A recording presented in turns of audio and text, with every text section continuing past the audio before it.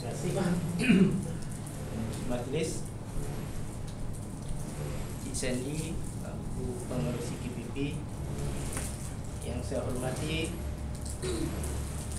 Ketua Cik Asmi, Ketua Jawatan Kuasa Penerapan, dan Puan Halimah dari Jimus bin Haq, Ahli Jawatan Penerapan, para peserta penerapan dan juga tetamu. Bismillahirrahmanirrahim. Pembuka kata dan pemanis kata salam. Assalamualaikum warahmatullahi wabarakatuh. Rabbi shrahli sadri wa yassirli amri wahlul 'uqdatam min lisani yafqahu qawli. Tuan-tuan dan puan-puan yang saya hormati, saya akan menyampaikan sebuah tajuk mengenali personality kerjaya merupakan asas kecemerlangan dalam dunia kerja. Kalau kita ingat pada masa persekolahan, pada masalah sekolah rendah, anak-anak bila ditanya kalau besar nanti nak jadi apa, ada sekejap dia nak jadi seorang pilot, ada yang nak jadi doktor, lawyer. Tapi jawapan-jawapan itu mudah berubah. Kadang-kadang tengok yang dianggap lebih hebat, lebih baik. Ada setengah budak dengan polosnya ditanya, adik, kalau nak besar nanti jadi apa?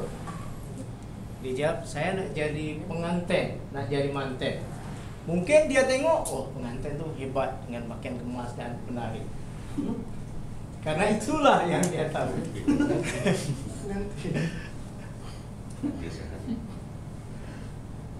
Tapi dalam sekolah menengah, bila sampai pada tingkatan 4, mereka mula memilih pilihan juga, sama ada sains tulen ataupun sains sosial ataupun art.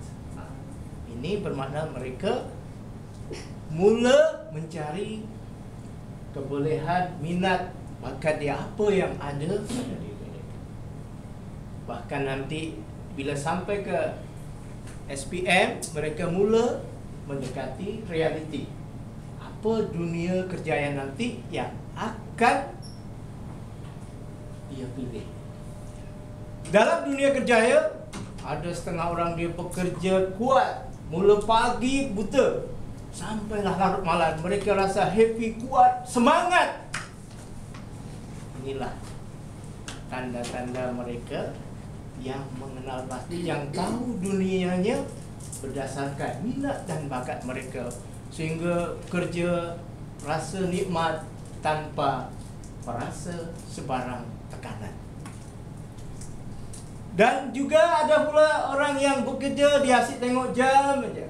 Belum pukul 5 dah tengok, nak menunggu bila masih jam tu habis. Dia tak sabar lagi nak menghabiskan masa, dia nak cepat balik. Sebab dia rasa tak selesa dalam dunia kerja ini. Bahkan rasa nak pindah. Bila tempat baru pindah lagi, bila dapat tempat lagi, kerjanya mencari kerja dari satu tempat kerja ke tempat kerja yang lain. Menurut teori John Helen, beliau mengasaskan elemen-elemen kerjaya yang ada pada diri seseorang.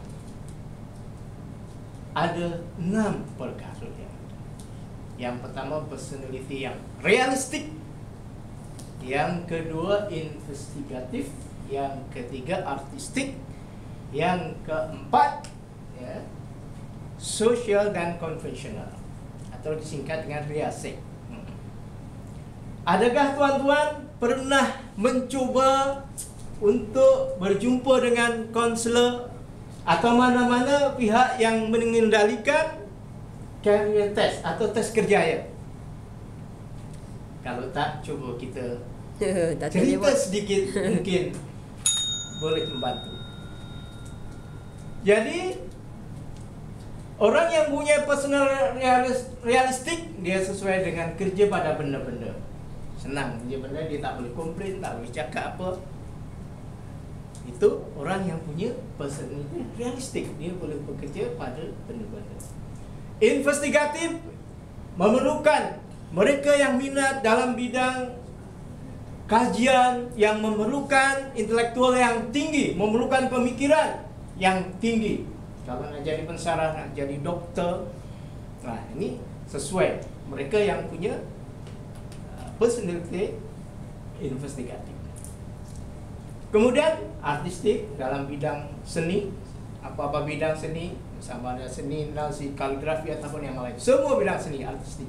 Sosial sesuai untuk kerjaya sebagai seorang ustaz, seorang guru, seorang konselor, pekerja sosial. Nah, dia selesa menjadi sukarelawan apa ni, memerlukan orang-orang yang mempunyai personality sosial. Enterprising, orang yang suka cabaran. Boleh menjadi ahli politik atau orang bisnismen ataupun kerja-kerja yang berisiko, yang mencabar. Wah, inilah perlu personality yang enterprising atau calon entrepreneur. Ya. Kemudian dari enterprising, kemudian yang konvensional, orang yang suka kerja dalam bidang servis atau pengkhidmatan, suka melayan orang yang sifatnya optimis. Oleh itu, kalau kita tahu, macam saya punya personality social, enterprising dan artistik, maknanya saya sesuai menjadi konselor, sebagai ustaz ataupun bidang-bidang yang lain. Kemudian tadi social, enterprising, ya, untuk di perniagaan boleh. Oleh itu saya berpesan atau menghimbau kepada tuan-tuan dan puan-puan sekalian, pastikan Anda mengenal pasti apa personality Anda, sehingga Anda berada dalam bidang kerjaya yang sebati, yang selari dengan panggilan jiwa Anda. Anda melakukan kerja dengan penuh keyakinan dan secara ikhlas. Kerja banyak pun tak ada hal, sebab kita melakukan sesuatu dengan seronok, dengan suka. Jangan melakukan sesuatu bila bukan pada bidang Anda. Nanti setidaknya sehari dalam 8 jam Anda akan tersiksa, Anda akan merana karena Anda tidak menyukai apa yang Anda buat.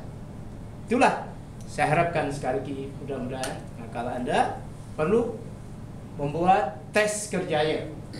Walaupun Anda dah ada kerjaya, tapi untuk tengok adakah kerjaya yang sedia ada ini sesuai atau tak.